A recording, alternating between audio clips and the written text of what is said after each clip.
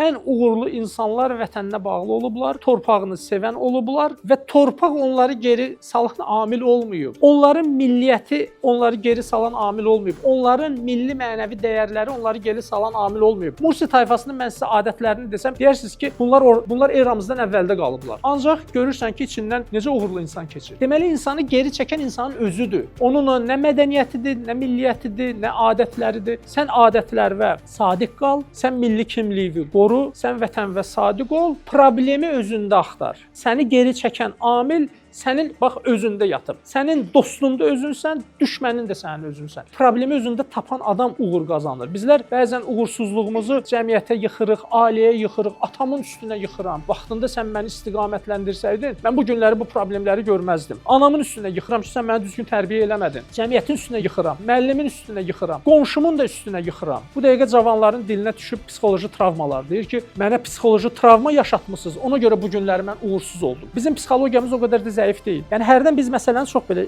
şişirdirik, belə bir şeylər də olur. Ancaq demirəm, amma psixoloq və psixologiya önəmsiz bir şeydir. Deməyim odur ki, bizim ən uğur mənbəyimiz, yenə də inkişafımız bu özümüzlə əlaqəlidir. Özümüzü dəyişsək, biz uğur da qazanacağıq, inkişaf da eləyəcəyik.